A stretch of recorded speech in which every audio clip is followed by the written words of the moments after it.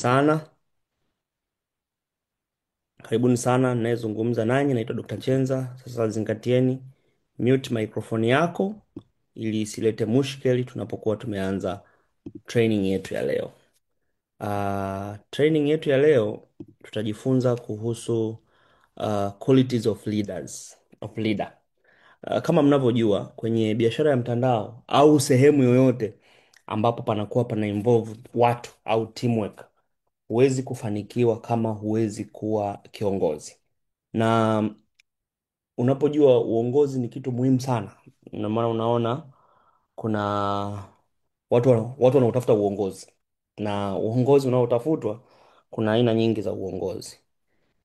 Lakini according to John Maxwell katika vitabu vya uongozi, ukisoma amezungumzia uongozi wa aina tano.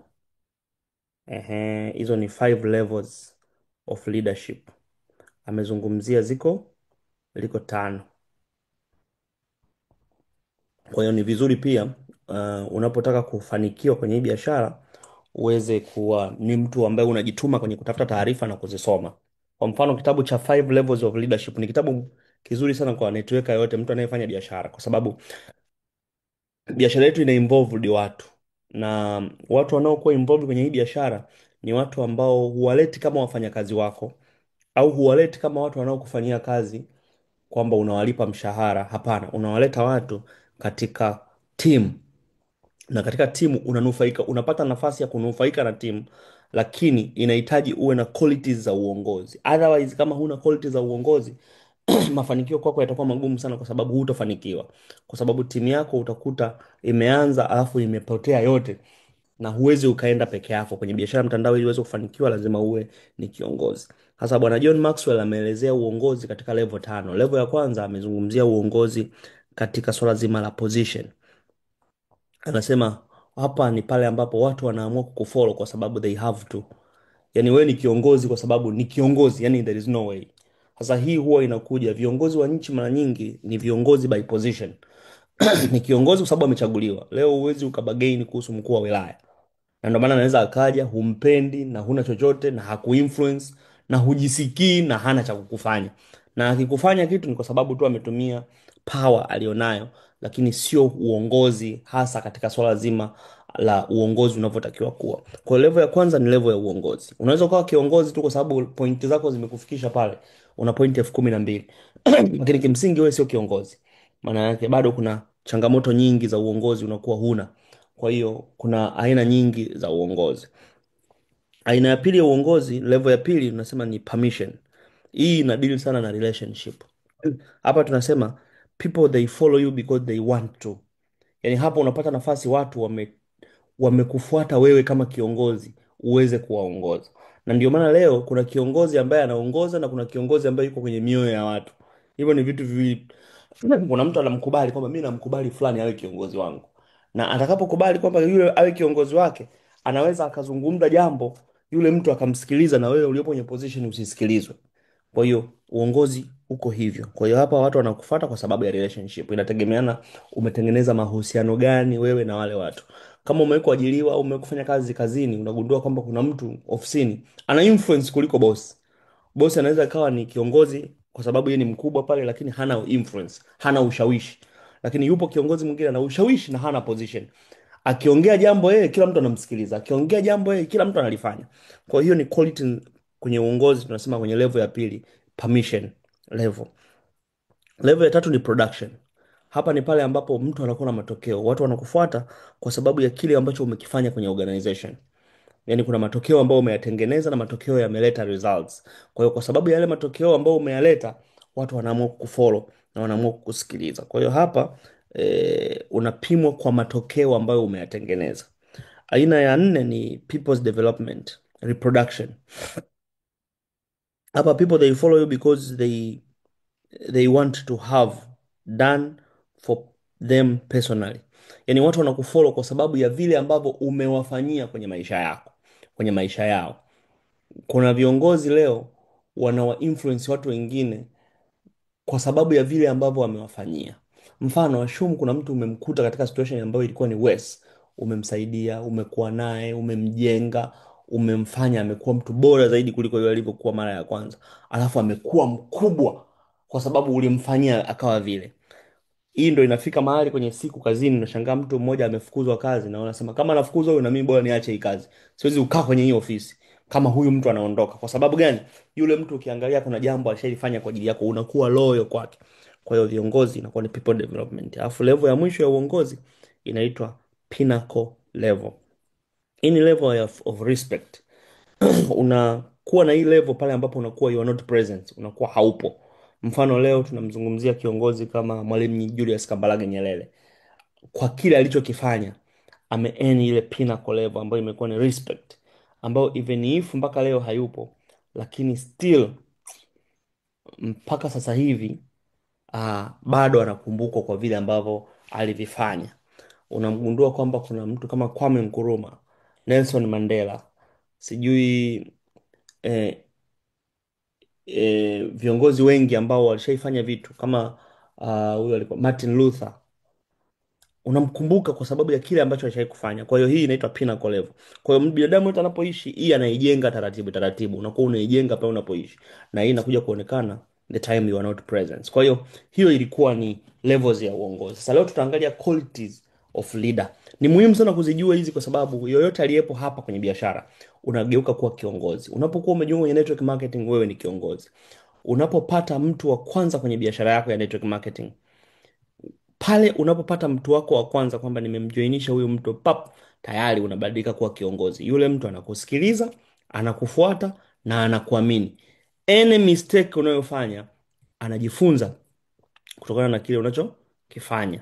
Kosa unalolifanya anajifunza, anakuangalia unachokifanya, anajifunza. Kwa hiyo ni muhimu sana, kwa sababu jinsi ulivyo ndivyo utakavyo affect timu yako iweje.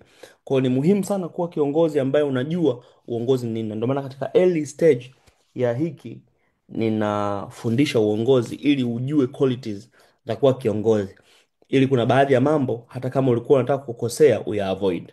Sasa hapa tutaangalia mambo kadhaa kwenye swala zima la uongozi, lakini jambo la kwanza tutaangalia nini maana ya uongozi. What is leadership? Leadership is the art of motivating, influencing group of people toward to act toward achieving a common goal. Kwa hiyo uongozi ni art, ni sanaa ya kuweza kumotivate watu au kuwa influence kundi la watu waweze kufanya jambo fulani, kuweza kuachieve common goal, ambayo lengo hilo lilikuwa ni lengo la timu nzima. Kwa hiyo huo ni uongozi. Lakini katika business tunasema hii ni kuwafanya wafanyakazi au colleagues waweze kufanya katika direction fulani ili kuweza kumeet company target ambayo inatakiwa. Sasa hapa tunapozungumza kampuni, hatuzungumzi BF Suma, tunakuzungumza wewe as a company. BF Suma ni kampuni mama ambayo imekupatia nafasi kila mmoja kufungua kampuni yake. Kwa kampuni yako wewe ni timu ulionayo. Unapotengeneza timu yako, watu ulionao kwenye biashara yako ambao wana affect mauzo kwenye system yako, ile ndo kampuni yako. Kwa hiyo kampuni yako inafanyaje kazi, inakwendaje, inakuwa inafanya vitu gani, inategemeana na wewe unafanya jambo gani kwenye hiyo, ili iweze kuaffect hicho ambacho kinatokea. Kwa hiyo ni muhimu sana kuweza kuelewa hilo jambo. Sasa kuna some function of leadership ambavyo ni vitu muhimu sana ambavyo mtu anatakiwa avijue. Kiongozi lazima ajue, yani uongozi ni kucommunicate, kujua namna ya kucommunicate vizuri, namna unavyoongea na watu wako. Watu wengi wanafanya biashara wana give up mapema. How you communicate with them. Unafika mtu amekuita hajahudhuria kwenye meeting, umeshamtukana. Wewe msenge, mimi nimetuma mail link hujaingia, shamtukana. Tayari hujui namna ya kucommunicate. I'm sorry kwa jina ambalo nimelitumia, lakini niko darasani. How you influence. Ku influence ni pamoja na kuwaonyesha watu njia namna gani unatakiwa ufanye kitu fulani, alafu matokeo utakayopata ni yapi. Kumenta mtu. Kwa hivi vitu vyote ni muhimu sana. Lakini pia una mentor through responsibilities. Watu waweze kufanya responsibility. Kwa hiyo kama kiongozi, wewe jinsi ulivyo ndivyo itakavyo affect timu yako kuwa. Motivation, kumotivate timu yako. Sometimes timu yako inataka ku give up, how you motivate them. It's very important kufanya mtu aweze kufikia sehemu fulani. lakini pia support. Are you there to support others? Kwa sababu hakuna mtu anayekuja siku ya kwanza na anakuwa na uwezo, hapana, lakini kuna mtu anakuja siku ya kwanza hana uwezo, ila inategemeana na wewe namna unavyo msupport. Anahitaji msaada, hajui product. Je, upo pale kumpa msaada? Sio anakuja anakwambia nimesema msome, zipo material huko, nyinyi mnanisumbua tu hapa, sitaki ujinga mimi, nyinyi mnakuwa vipi? Unatoi support kwa timu yako. Lakini kingine ni katika vision. Je, vision ni nini? At the end of the day, huyu mtu unataka awe fike wapi? Teamwork, tunafanyaje kazi kama team kwa pamoja ili tuweze kufanya kazi vizuri. Lakini pia management, tuna manage vipi activity zetu toward success na malengo ambayo tumejiwekea. Contribution, mchango wa kila mmoja mmoja kwenye timu unatambulika. Decision, katika kufanya maamuzi. Je, mnafanyaje maamuzi? Kwa kiongozi ndo anayeongoza vyote hivi, lakini katika ethics, katika namna ya integrity, uaminifu, uadilifu.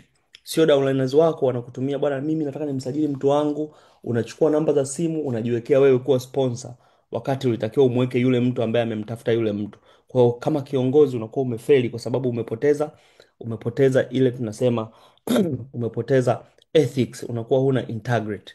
Kwa vyote hivi ni vitu ambavyo vinaangaliwa kwenye uongozi. Sasa hawa ni baadhi ya viongozi wa BF Suma Afrika. Huyu mama unayemwona hapa ameshika microphone, nitashare na nyinyi video yake. Ni anaitwa Dr. Susan Onyancha. Huyu ndo top leader wa kampuni ya BF Suma Afrika. Huyu mama ni mama ambaye ndo vision bearer wa kampuni ya BF Suma. Aha, huyu mama ameianza biashara hii mwaka 2010, kipindi kampuni inafanya nini, inaanzishwa. Huyu mama amekuwa mchango mkubwa sana kwenye ukuaji wangu mimi binafsi, kwa sababu ni kiongozi ambaye nilipokuwa mdogo sana kwenye biashara alitambua vision niliyokuwa nayo. Nakumbuka alinilipia nauli niende Kenya, Mombasa, nikaenda kuona maisha, nikaona gari anayotembelea, nikajifunza kitu fulani, na mpaka leo huyu mama ananimotivate. Kwa wale ambao mmefuatia akaunti yangu ya Instagram, wiki kama ngapi hivi nilikuwa nafanya fujo sana Kenya huko na G-Wagon fulani hivi nyeusi, ilikuwa ni gari ya huyu mama. Kwa hiyo ni vision bearer ambaye kwa kweli mimi namheshimu sana, ninampenda sana, kwa sababu ninaamini nisingefika hapa pasipo huyu mama, kwa sababu alinionyesha. Unajua, kwenye maisha tunayoishi, tunaishi kwenye maisha ambayo kila mmoja ana historia yake kule alikozaliwa. Mimi nimezaliwa kwenye familia ya maisha fulani ya kawaida sana, ambao wakati fulani kuna vitu vingi ambavyo hatuvioni, kuna experience nyingi ambazo hatuna. Kwa hiyo huyu mama aliponichukua kunipeleka Kenya, ndipo nikaona experience ya maisha tofauti. Ndio kwa mara ya kwanza mimi naenda kuishi gorofani. Nakumbuka it's very funny, lakini it was 2015. Amenichukua amenipeleka Kenya kwenye nyumba yake moja ambayo alikuwa na apartment moja iko Kizingo, Mombasa. Nikaenda nikakaa pale, atmosphere yangu ikabadilika. Ndio kwa mara ya kwanza naona swimming pool ipo gorofani. Yani nikapanic kabisa kwamba hivi kuna swimming pool ipo gorofani, haya maisha yanawezekana vipi? Kuna vitu vingi ambavyo nilikuwa ni mshamba navyo. Huyu mama akaanza kunitoa yale matongotongo, kwa hiyo akanisababisha nikapata new vision, nikapata mtazamo mpya, nikaanza kujiamini, kujiona kwamba kumbe kwenye haya maisha ninaweza nikabadilika kutoka sehemu moja kwenda sehemu nyingine. Kwa hiyo huyu mama ni mtu ambaye alinibadilisha sana na kunifanya niwe hivyo. Kwa hiyo ni kiongozi wetu wote, hata nyinyi pia ni kiongozi wenu ambaye yuko hapa Afrika. Alafu kuna mimi hapo, kama unavyoniona mimi, achana mimi ni mweu mmoja tu ambaye ndo kiongozi wenu naongoza hapa. Lakini kuna yule jamaa aliyekaa next to mimi anaitwa Dr. Paddy Mutumba. Huyu jamaa pia naye amekuwa ana mchango mkubwa sana kwenye growth yangu kwenye biashara. Huyu bwana, mimi kipindi naanza biashara 2015, yeye ndo alikuwa anapokea Range Rover Vogue kwenye kampuni, anapokea Range Rover Vogue. A young boy ninapomuona hivi, kumbe kijana mdogo amepokea Range Rover Vogue BF Soma. Hivi inawezekana vipi? Akawa anani inspire, anani motivate. Though siwezi kukutana naye, yuko mbali, yuko Uganda, mimi niko Tanzania, mimi mdogo kwenye biashara, lakini alikuwa ananipatia sababu ya mimi kupambana. Nikipita kwenye status zake kwenye kipindi hicho wana post kwenye magroup, nikikutana na picha zake Facebook, ninakuwa motivated, ninachukua picha zake za magari zile, na mimi nabandika ukutani kwenye geto langu. Kipindi hicho naishi Ubungo pale, nabandika kwenye geto langu, nakuwa namwangalia, nakuwa inspired, nasema siku moja nataka niwe kama jamaa na mimi nipate Range Rover. Kwa hiyo ilikuwa ni desire ambayo kwa kweli 2015 alikuwa nayo, mimi 2020 nikapata na mimi Range Rover. Kwa hiyo utaona kwamba it's a reason why people wana succeed. Lakini ukija hapa Kulia huyu mzee mwingine ambaye amevaa suti ya blue, huyu anaitwa Mr. BK, ni marehemu sasa hivi, amefariki mwaka huu, miezi kama mitatu imepita. Ni mzee ambaye amefanya biashara hii kwa spidi sana. Yeye aliingia late 2020 kipindi cha COVID, lakini within 40 days alimaliza compensation plan ya BF Suma na akawa top leader anayepokea pesa nyingi. Mpaka sasa hivi amefariki, lakini anashika namba tatu kwa watu wanaopokea pesa nyingi kwenye mpango malipo wa BF Suma Afrika. Kwa hiyo anaitwa Mr. BK, amefariki, lakini still biashara yake ipo. Familia imerithishwa biashara kwamba yeye hayupo leo, lakini familia inapokea benefits, ina earn everything, na mwaka huu ameshinda nyumba. Kwa hiyo familia imepewa nyumba ambayo huyu bwana ameshinda, though hayupo kimwili, lakini still benefit zake zipo, na hiyo ni moja kati ya advantage ya kampuni ya BF Suma. Kwa hiyo nilikuwa najaribu kuexplain kuhusu leaders jinsi ilivyo. Sasa kuna tofauti kubwa kati ya kiongozi pamoja na manager.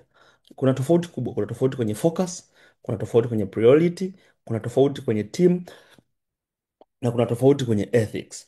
Ukija kumwangalia kiongozi ambaye ni manager, utagundua kwamba wao ni transactional sana, wamekaa hivyo. Yeye anataka meetings, objection and delegating tasks. Sio wafanyaji kazi wao, ila wana delegate kwa watu wengine kwamba make sure things should be done. Hakikisha hiki umekifanya, hakikisha hiki umekifanya, hakikisha hiki umekifanya, hakikisha hiki umekifanya, na usipofanya lazima awe mkali. Hakuna, haiwezekani, mimi siwezi kupatia kazi, wewe unazingua. Ndo unakuta ile samani bosi, naomba nisamee. Wengi wako hivyo, walioajiriwa, nafikiri mnaweza mkanielewa. Lakini ukija kwa kiongozi ni tofauti. Kiongozi siku zote wanakuwa ni transformation, ambao wao wanadeal na kudevelop vision and a way forward. Yani kiongozi hawezi kukuambia tu kwamba fanya kitu fulani kifanyike. Kuna changamoto gani ambayo unapitia? Aha, anatafuta solution, njia ili kufanya jambo lile. Na ndio maana kwa mfano kama juzi nilipoangalia changamoto ya watu wengi hawauzi, nikatafuta solution kumleta Magoti kwenye training ili atufundishe how can you sell ili uweze kupata customers. Ukishindwa maana yake wewe ni mzembe, huposti, huonyeshi, huambii watu, yani ni wewe tu umeamua. Lakini kama kiongozi nimeshafanya sehemu yangu ambayo ni muhimu sana kuifanya ili kila mtu aweze kwenda. Kwa hiyo kuna tofauti kwenye focus kati ya manager na kiongozi. Manager ana deal na kugawa tasks, lakini kiongozi anaonyesha vision na anatafuta njia ya kuhakikisha jambo linafanyika. Katika priority, uh, mameneja wamefocus kwenye kazi. Vitu vinatakiwa vifanyike, anatakiwa tasks, mwenye tasks management. Wewe nimekupatia jambo hili, make sure umemaliza siku ya leo, uniletee ripoti ya kitu fulani. Na wewe nimekupatia hiki, siku ya leo uniletee ripoti ya kitu fulani. Lakini there is a difference between work katika swala zima la nini, la priorities. Lakini kwenye leaders wanaangalia watu, kwa sababu ili kazi ifanyike unawahitaji watu. Kwa hiyo you need to care about you and what you to succeed. Kwa hiyo unaangalia tabia yako pamoja na focus yako. Kwa hiyo utavipatia priority hapo kwa watu, sio kazi. Utawaangalia watu zaidi, kwa sababu watu ndio wanaofanya kazi. Na ndio maana kwenye biashara network marketing hatujengi biashara, ila tunawajenga watu, amfu watu wanajenga biashara. Kwa hiyo hicho ndicho ambacho kinakuwepo katika swala zima la team. Hawa wana subordinates, kwamba lead through authority and task management telling, kwamba unakuta kuna watu wa chini kabisa ambao wenyewe ni kuambiwa na wanatekeleza. Kwa hiyo ukimwambia mtu fanya kazi fulani, na yeye anaenda kumwambia mwingine fanya, na yeye mwingine, mpaka yule wa mwisho kabisa ambaye yeye ni kuruta ndo anatakiwa afanye. Kwa hiyo na lead through authority and task. Lakini kwenye leaders ni followers, watu wanaokufollow. Lead through inspiring, cycle of influence, involve and motivate. Kwa hiyo watu ambao unawainspire, ambao unawainfluence, ambao wapo kwenye cycle yako, ambao ni followers, ndo wanafanya mambo yaweze kufanyika katika swala zima la team. Lakini pia ethics, managers wana do things right, hawanaga kukosea, wanataka vitu vifanyike katika uhalisi, yani umakini. Kwa hiyo hapa wanatumia kanuni na sheria. Hivi kanuni ya kazi inakwambia ufike kazini saa 2 au inakwambia ufike saa ngapi? Wewe unafika saa 3 hapa, lakini kanuni ya kazi inakwambia ufike muda huo. Kwa hiyo unakuta wanatumia sheria ambazo zipo. Lakini kwenye leaders inatakiwa kufanya jambo vizuri. Hapa tuna shape culture at integrity, break rules if required. Kwa hiyo hapa tunakwenda kwa integrity. Integrity ni uadilifu, kwamba tumeshatengeneza utamaduni wetu kwamba kila siku 6 kwa wiki, saa 3 kamili tunakuwa darasani. Huo ni utamaduni ambao tayari kila mtu anafuata. Lakini pia tuna shape culture. Kila mtu kila siku tunazidi kuingia kwamba okay, kumbe kila siku saa 3 tunakuwa na darasa, kumbe kila siku saa 3 tunakuwa na darasa. Kwa hiyo ile ni culture tunatengeneza. Lakini pia tunatengeneza integrity, integrity kwenye uaminifu. Na ndio maana kama kiongozi najitahidi sana kuwa makini kwenye swala la muda, kufanya jambo halisi kwa wakati, hata kama hakuna mtu ambaye ananiangalia. Mimi mwenyewe najisimamia kuona nimepromise watu saa 3 na wametenga muda wa saa 3, I must be there. Kwa hiyo there is a different. Na ndio maana ukiangalia picha hapa inaonyesha tofauti between manager na leader. Leader yuko mbele, lakini manager yuko nyuma, yeye ananyosha mkono, jamani, nimesema twende. Lakini kiongozi mna push pamoja. Na ndio maana ukishakuwa kiongozi kuna majukumu ambayo lazima uone aibu usipoyafanya. Yaani mimi kama kiongozi huwa nashindwa kunyanyua mdomo wangu kumwambia mtu wangu wa chini nini anatakiwa afanye kama mimi mwenyewe sijakifanya. Na ndio maana ukiangalia mimi mwenyewe niko front. Mpaka sasa hivi nishauza point karibu almost 400. Niko front. Mpaka sasa hivi nisha sponsor watu 10 kwenye biashara yangu. Lakini siwezi kwenda kumwambia mtu sponsor watu wakati mimi mwenyewe hata mtu mmoja sijamleta kwenye biashara. Hiyo kwangu mimi ni dhambi. Kwa hiyo kama kiongozi lazima nifanye jambo moja. Hiyo ndio uongozi. Hasa ukija kwenye swala zima la vision, ukija kwenye swala zima la vision, a vision leader ni ule uwezo,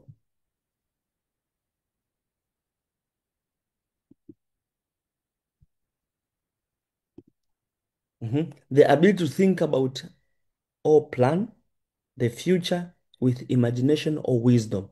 Kiongozi hapa anatakiwa awe na ule uwezo wa kuiplani kesho kwa kutumia imagination na busara ambazo anazitumia. Na ndio maana kiongozi, a visionary leader is the person who has a clear idea on how future should look. Leo nakumbuka nilikuwa nazungumza na mtu mmoja ambaye yupo kwenye hii hii timu yetu. Alikuwa anasema ana imagine atakapokuwa akipokea gari.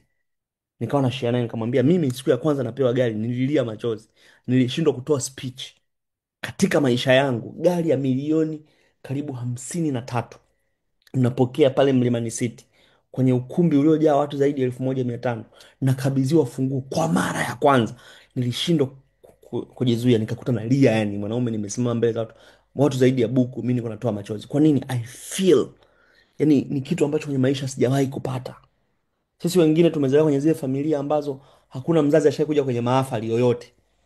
Yani darasa la 7 unaambiwa siwezi kuja kupata aibu mimi. Mtu mwenyewe akianza kuita pale, ushangaa unaitwa nani nzima, haujaitwa hata sehemu yoyote. Kwa hiyo sikufanyiwa mahafali mimi darasa la 7. Sikufanyiwa mahafali form 4. Sijafanyiwa mahafali form 6.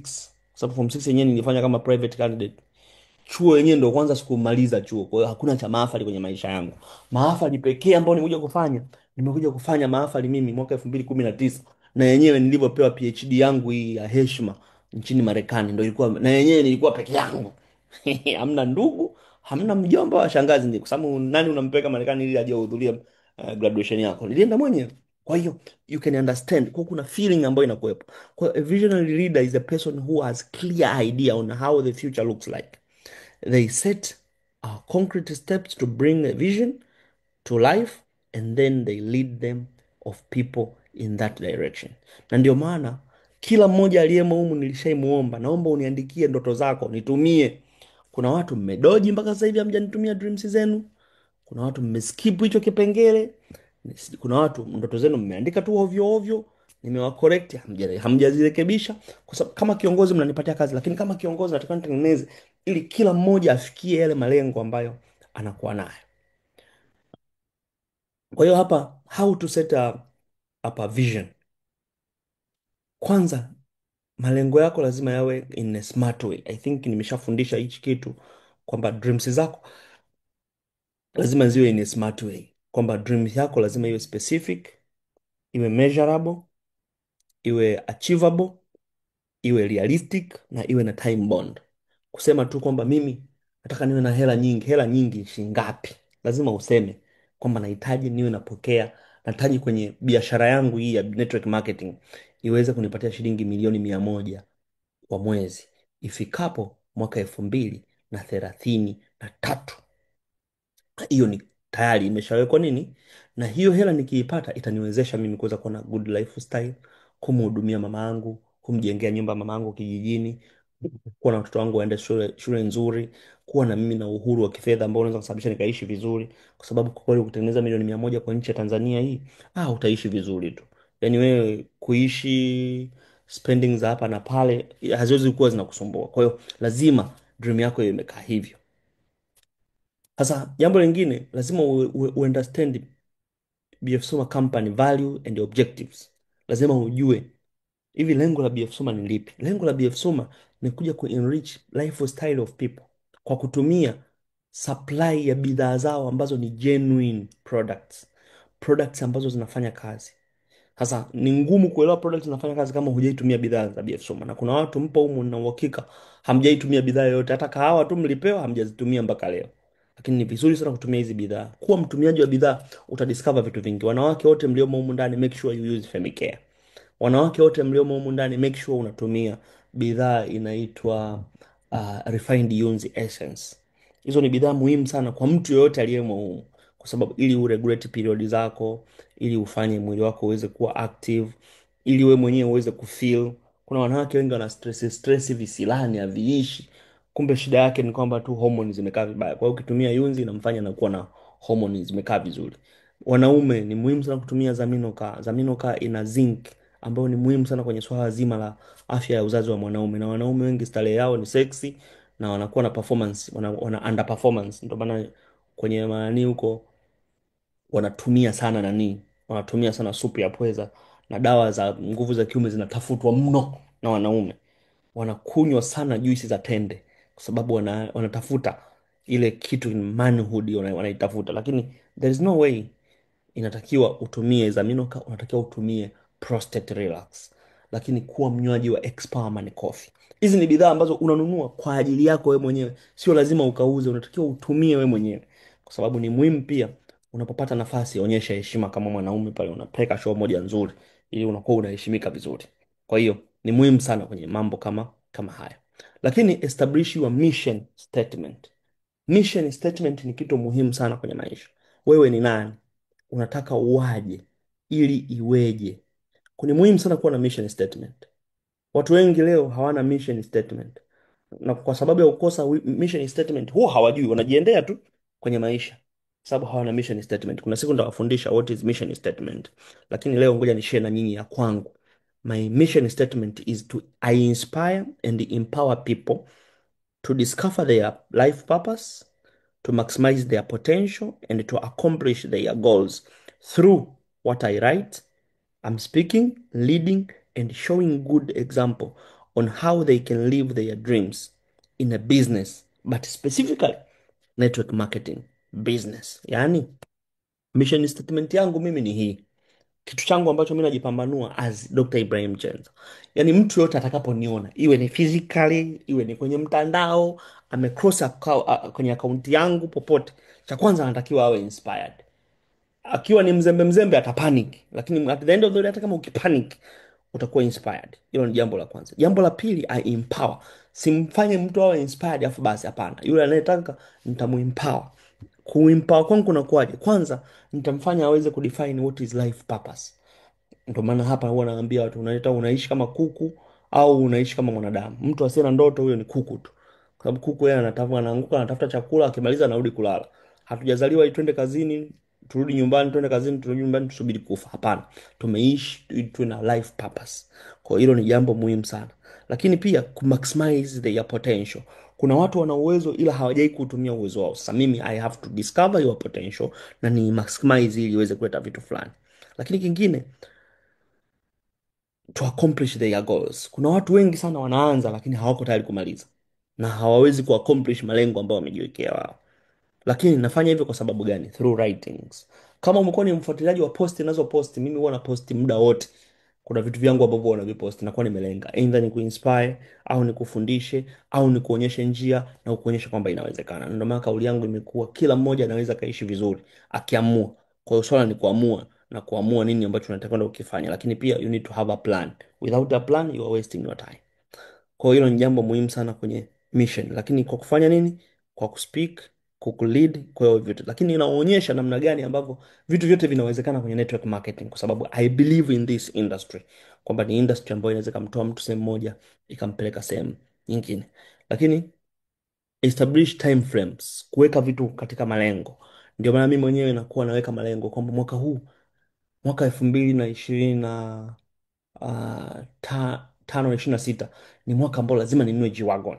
2026 27 lazima ninunue Icon A5, hiyo ni ndege ambayo itakuwa inaruka, lazima niwe na ndege yangu. Kwa hiyo naweka time frame, na establish time frame na vipi, lakini na run the vision, lazima niwepo pale ku run the vision, kwamba mtu yote aione vision through me.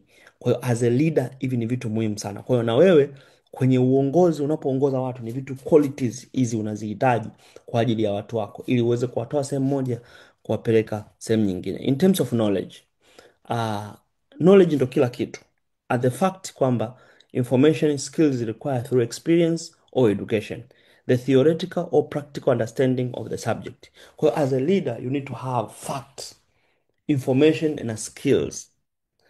Hivi ni vitu ambavyo unatakiwa kuwa navyo, lakini pia unatakiwa uwe na experience ili uweze kuwa educate watu theoretically, lakini practical understanding ya kitu ambacho unakizungumzia. Hebu fikiria kama leo ungekuwa unaongea na kiongozi ambaye hajaifanya chochote, ni ngumu. Lakini hapa nazungumza mimi BF Suma nisha achieve magari 6 mpaka sasa hivi, as I'm speaking. Nimeshasafiri safari 10, nimeshasafiri nchi 15 kwa sababu ya incentive za BF Suma. Mimi bonus yangu ndogo chache kupokea 2020, yani bonus yangu chache tokea mwaka 2010 2020 ilikuwa ni milioni 50. 2020 ndo nilipokea milioni 50. 2020 as I'm speaking na nyinyi sasa hivi, mimi bonus yangu inasoma milioni 51,134,642. Kwa hiyo utagundua kwamba siongei tu, na unaongea vitu ambavyo nina experience na nina practice. Kwa hiyo ni muhimu sana kama kiongozi kuwa na knowledge, ili unapowaongoza watu iwe muhimu. Sasa what kind of knowledge ambazo kiongozi unatakiwa uwe nazo? Take screenshot kwenye hicho kipengele, ni muhimu sana kuwa nayo. Cha kwanza ni industry, lazima uifahamu industry ya network marketing na company background. Hivi ni vitu muhimu sana. Kwa take screenshot ya hicho kitu, na hivi vitu unatakiwa ufanye case study, make sure you understand. Jambo la pili, product knowledge. You need to know about all the products of BF Soma. Unatakiwa uzifahamu product zote, kwa sababu wewe kama kiongozi unakwenda kuongoza watu. Watu unaokwenda kuwaongoza watakuja wakiwa na matamanio kwamba mimi nataka nimeje kwenye bidhaa hizi, zingine sitaki. Lakini wewe sasa ambaye unawaongoza watu, inatakiwa umeje zote, ili kila mmoja uweze kumpatia kulingana na yeye anataka nini. Unatakiwa umaster marketing plan. Usiwe mgeni na marketing plan. Yaani jua kabisa marketing plan yetu ina kipi na kipi, ina offer nini na nini. Lakini pia unatakiwa ujue customers. Kwa hiyo kama ambaye uko pale, unatakiwa uwe umeshajifunza kuuza. Kiongozi unatakiwa ujifunze kuuza, unatakiwa ufanye hayo yote. Yote, everything you need to practice for yourself, so that unapokuja kumwambia mtu wako wa chini unakuwa na vivid, kwa sababu you know. Mtu kama hujawahi kuuza, hujawahi kufanya nini, utaenda kumwelekeza mtu kuuza. Ah, wewe uza tu. Wewe ongea na wateja. Wewe ongea tu. Uongee nini? Lazima umpatie content. Anatakiwa azungumze vipi. Lakini kingine ni personal development. You need to have people ambao unawafollow, ambao wako kwenye network marketing. Watu gani ambao unawasikiliza, unajifunza kutoka kwao? Watu gani ambao unawaangalia activity wanazofanya, unajifunza nini kutoka kwao? Personal development. Lakini je, ni vitabu gani ambavyo unavisoma? Vitabu vipi ambavyo wewe unavisoma kwenye network marketing ambavyo vinakuongoza kwenye biashara yako? Ni vitu gani? Kwa sababu it's very easy mtu kutamani milioni 50 kupokea bonus, lakini hamna effort yote ambayo anaifanya katika personal development, ukuaji binafsi. Kwa hiyo utagundua kwamba hizi ni knowledge muhimu sana ambazo kama kiongozi unatakiwa kuwa nazo. Sasa ways of obtain knowledge. BF Suma website ipo pale, go through BF Suma website. Kuna BF Suma YouTube channel, go through that, elewa vitu vyote. Kuna Instagram pages, kuna WhatsApp groups, kuna Instagram, kuna Facebook, vyote vipo. Lakini kuna shop seminars. Sisi mara nyingi hapa tunatumia online, lakini kuna shop seminars zipo kwenye maduka mbalimbali. Nitaanza kutoa ratiba za maduka ili mtu awe anahudhuria hizo seminar. Kuna shop training, madukani kuna training ambazo zinatolewa. Kuna online monthly trainings zipo, kuna online month staffs training zipo, kuna colleagues zipo. inakuwepo, unajifunza kutoka kwa viongozi wengine mbalimbali. Kuna viongozi ambao nitashare link zao. Jana nilishare link ya Magoti, leo nitashare viongozi wengine wawili ambao keep following them, jifunze kutoka kwao. Sometimes ukikaa scroll nyuma kwenye video zao, wana training nzuri sana ambazo utajifunza through wao. Kwa hiyo hizi ni sehemu ambazo unaweza ukapata nini, knowledge. Kwa hiyo kama hiyo unakuta leadership iko hapo kwenye hiyo, ukiingia kwenye page ya BF Suma utazikuta hizo, utakuta hizo Zoom meeting trainings ambazo mimi mwenyewe pia ni source ya hizo. Nikifanya hii hapa nitaenda kuiupload YouTube, itakuwepo. YouTube yangu ina video zaidi ya 300, na wewe pitia yoyote ile, ipo kwa sababu ya kukufunza na zipo kwa sababu ya hii biashara. Kwa hiyo huko ndiko utakakopata material mbalimbali. Sasa kuna interpersonal skills ambazo unatakiwa uwe nazo, ambazo vitu kama hivyo ni pamoja na decision making. Unapokuwa kiongozi lazima unajua kufanya decision making, lakini ujue kufanya solving problems. Siku moja kuna timu yako itakuwa na matatizo, verbal communication, negotiations, lazima ujue listening skills. Kuna watu wengi wanasikiliza kujibu, lakini hawasikilizi kuelewa. Ni muhimu sana non verbal, hizo ni vitu muhimu sana. Lakini pia communication skills, presentation skills, lazima ujifunze ku present, lazima ujifunze ku negotiate. Zote hizo ni skills, lazima ujifunze. Business writing skills, lazima ujifunze. Influencing skills, cross culture communication, win-win conversation, selling skills, teamwork building, vitu kama hivyo. Kwa hiyo ni kitu muhimu sana. Kwa mfano kama hapa nina seti tarehe, sababu timu yangu, timu hii naijenga kwa muda wa miezi mitatu, then after miezi mitatu lazima tuwe na get together, lazima tukutane, na tutakuwa na t-shirt maalum, t-shirt ambayo itakuwa ni white na jeans itakuwa ni blue. Kila mmoja atavaa jeans anayojua yeye, lakini tutakuwa na t-shirt na tutakuwa na venue ambayo tunatakiwa tukutane wote hapo siku hiyo. Kwa when, keep it in mind, one day I will give you the date, nikishaweka mambo sawa, baada ya kujiridhisha na ile namba ambayo naiona kwenye group. So ni muhimu sana kuweza kuwa na vitu kama hivi. Ninajua kuna watu pia mna magrupu yenu huko ambao mmeyaunda, na kuna watu wenu ambao mmewajoinisha. Please, even if there, ask, contact me, nikujoinishe, nikupatie uadmini, uwaadi watu wao kwenye hii group, kwa sababu ni muhimu pia watu wote tukawa na one center of all the information. Though una group lako, lakini pia huku ni kitu muhimu. Lakini pia kama kiongozi lazima ujifunze eye contact unapozungumza na watu, sound of the tone lazima ujue, dressing sense lazima ujue kwamba okay, unapokutana na watu wanatakiwa uvaaje. Unaenda kukutana na watu siku hiyo umevaa jinsi imechanika chanika, mdada amevaa mini fupi, mapaja yako wazi, ameenda kukutana na mbaba wa miaka 50, bila baba ataona kama unamdharau. Hata kuelewa body language, poster yako inakuwaje.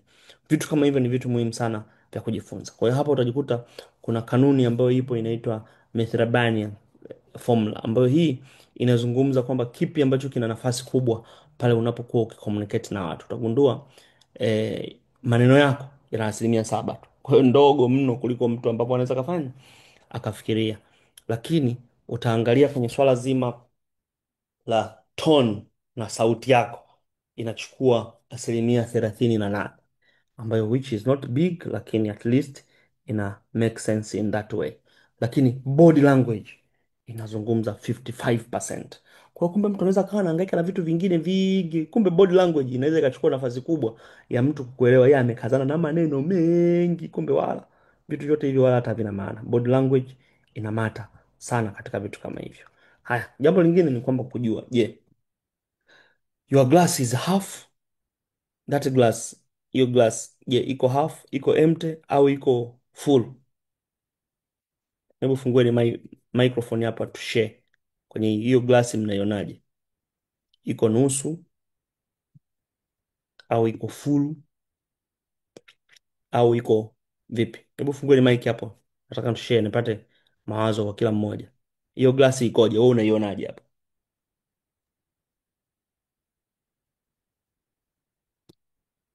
Nusu, Iko nusu, ehe. ipo nusu. Mhm. Half full, half full. Half full, ehe. Mwingine? Nusu. Mwingine? Nusu. Mhm. Mwingine? Mi naona iko iko nusu, lakini kimsingi katika muktadha wa aina mbili Wewe jibu tu swali langu. Tuwe- Achana Achana na muktadha, wewe niambie iko nusu au imejaa au haina kitu. Half full. Half full. Half empty or half full? Half full. Sawa. So the concept hapa ni kwamba kila mmoja yuko sahihi, lakini ni attitude ndio inayodetermine. Attitude ni opinion au feelings ambazo zinatokea ambazo zinaweza zikawa katika jambo fulani, na ndio maana mtu akichora sita hapa, kila mmoja akisimama upande wake atakwambia tisa, mwingine atakwambia sita. Kwa hiyo kila mmoja yuko sahihi, ila inategemeana. Sasa hapa lazima ujue kwamba your attitude ina affect behavior yako, behavior yako ina affect attitude ya, yani kwa mfano attitude yangu mimi ina affect tabia yangu, tabia yangu itawa affect nyinyi, attitude zenu, behavior zenu ita affect. Na ndio maana kama kiongozi nakuwa makini sana kuona kwamba okay, niliweka saa tatu, lazima mimi saa tatu ndo niwe mfano niwepo. Nyinyi sometimes hamuelewi, mnaweza mkaona mimi nafanya presentation, hamjui kwamba niko wapi wakati fulani. Wakati fulani nimepaki gari pembeni ya barabara, niko nimesimama, lazima nifanye presentation. Wakati fulani niko sehemu fulani ambako mazingira hayaniruhusu, lazima nifanye presentation. Kwa hiyo kunakuwa na changamoto nyingi ambazo zinakuwepo, lakini still kama kiongozi wangu, kwa sababu my attitude and my behavior will affect you all no matter what. Kwa hiyo hata wewe kiongozi, tabia yako na attitude yako vinaweza vikaharibu kila kitu kwenye timu yako. Kwa hiyo ni muhimu sana na unatakiwa kuwa makini sana. Kwa hiyo hapa unatakiwa always uwe positive. Kwa hiyo unatakiwa uwe positive namna unavyo handle challenges, you have to be positive. Hapa tunazungumzia unapokuwa mara nyingi kama kiongozi, unapokwenda kwa downlines wako, be positive. Unapokwenda kwa kiongozi wako ambaye ni mimi, wewe njoo kwangu mimi uzungumze negative zote unazozitaka, wewe njoo uzungumze negative na mimi ndazi convert into positive.